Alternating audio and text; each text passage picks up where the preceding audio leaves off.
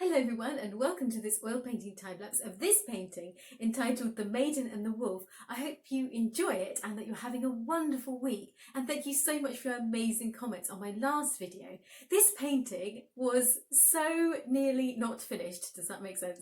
I have been so frantically painting this, like last week where I had to, excuse the squeaky chair, like last week I wasn't able to finish this very quickly because I think I've been having real problems with my paint thinner, and that has been slowing down my process.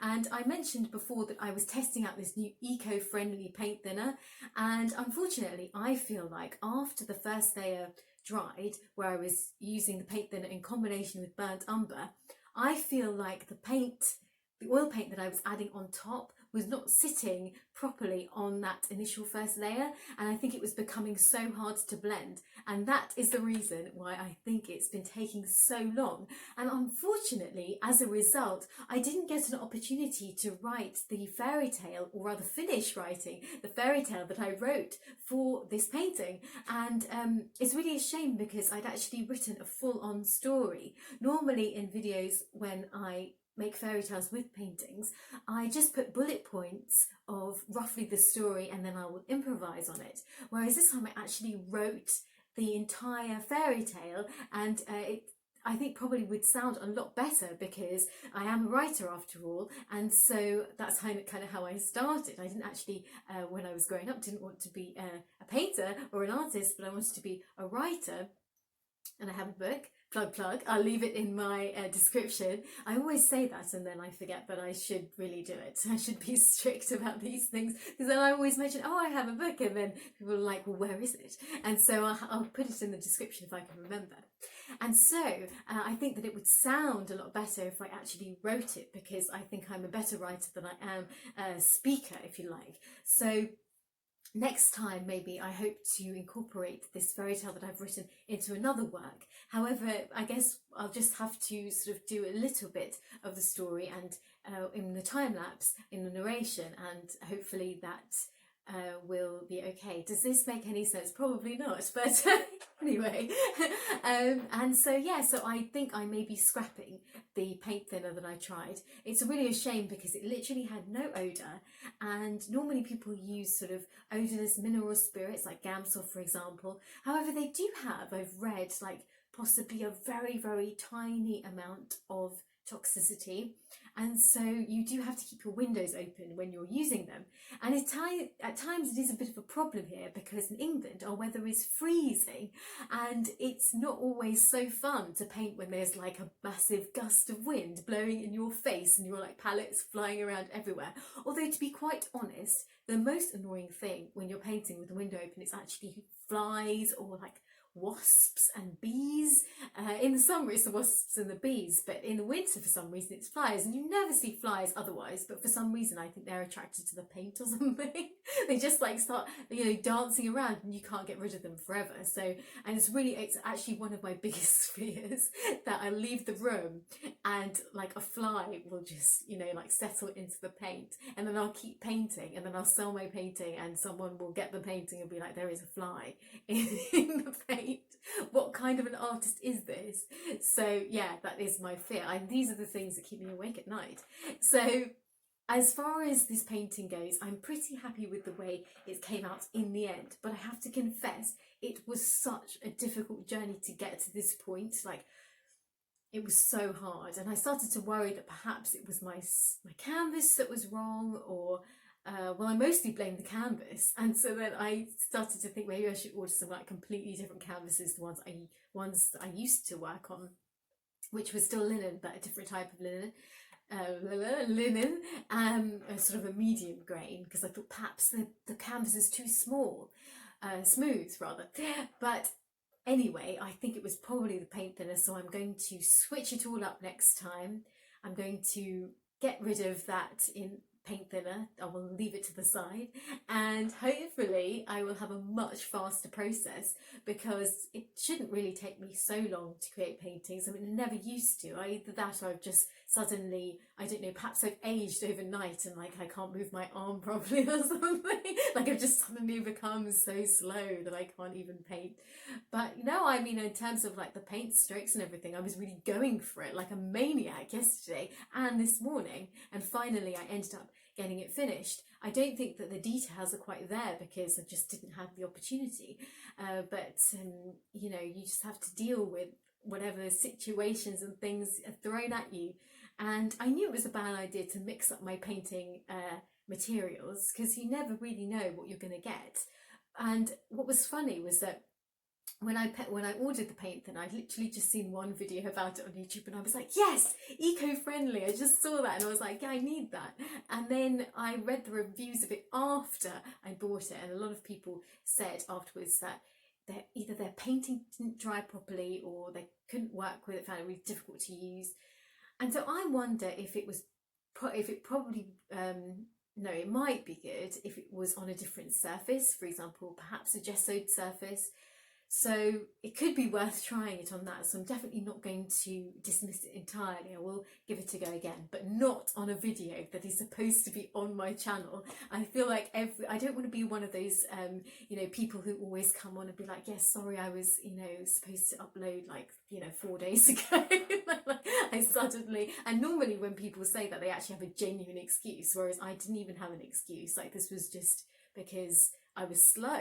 And it's so strange because normally I'm quite, you know, fast at painting. So I really hope you enjoy this oil painting time lapse, and I will see you at the end of the video.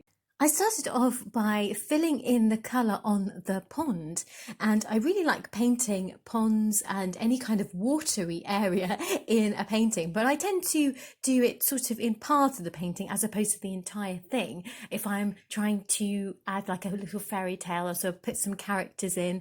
And so this was kind of in the foreground, and I wanted to put some little frogs, but they never appeared because I ran out of time. However, hopefully next time I paint a pond, then I will get some frogs and like little butterflies and things in if I can.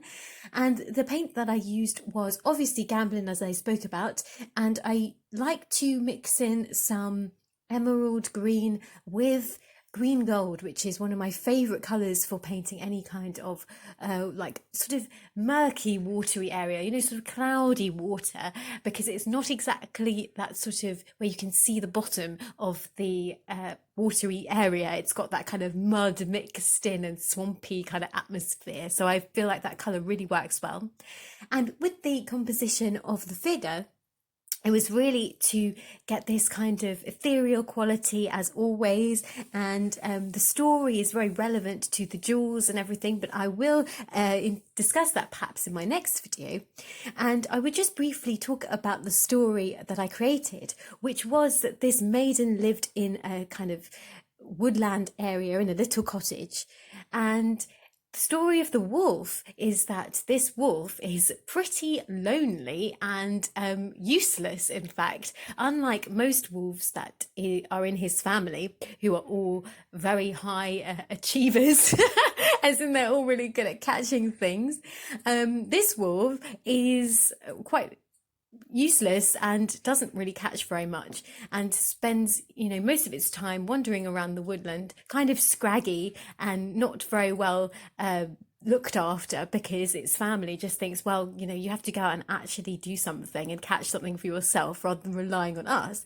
And so one day this wolf sees this maiden in the woods kind of relaxing, and it sort of thinks, well, now is my opportunity to finally get something to eat and, you know, show off proudly to my family. But anyway, a number of events happen, and the wolf actually ends up flying into a ditch. So I wanted to talk about how the wolf came to a rather sticky end. However, it is probably better saved for like the actual full-on fairy tale, which I will discuss in a future video. And in terms of like the dress, it was quite difficult to sort of get the detail on it, because I wasn't exactly sure what colour for a start, and in terms of like the details, I really wanted it to have some like really nice jewels on it, but I just didn't have an opportunity to do another layer on top. So the paint was wet and I couldn't do like some little fine details that I wanted to. And this background was not supposed to be this at all. I was going to create just a really thick forest, like really sort of dense, but I decided then to add in a like watery area with a galleon because it just seemed to make the composition work a lot better. Because I had this really unusual idea of, instead of creating the composition focal point to be in the center of the painting, I wanted it to be either side of the painting. However, I did feel then that it left a kind of viewing point to the center of the painting, like I felt that the viewer was kind of lost. So therefore, I felt that this was the best way to finish the entire composition. And as you can see, I'm adding a lot of shading around certain areas to make sure that the moonlight sort of hits the desired points on the canvas, as much as to create a nice ethereal glow, and adding in a few stars. But then I thought that I'd added too many stars because it can be a bit contrived then if you're just putting stars absolutely everywhere. So then I erased some of them. So even one little star bothered me for a while, and then I went back and erased it.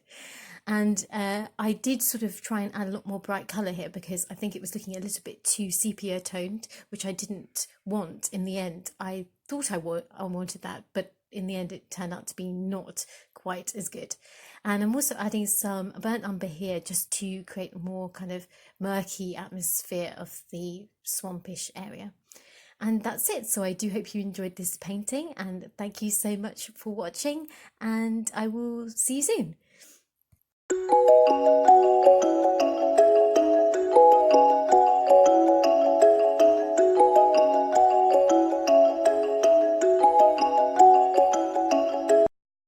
Thank you so much for watching this video. I really hope you enjoyed this oil painting time lapse. I will see you again next week without the paint thinner. Let's see if I can actually create the painting on time and not late. You know, I really hope to get back on schedule. So if I don't, then I'll have to do some kind of a forfeit. I don't know why I just said that. I don't know what I'm going to do. What forfeit should I do? Please let me know in the comments, I guess. And I'll do something ridiculous as usual. And so, yeah, so I hope you have a wonderful week and take care, guys.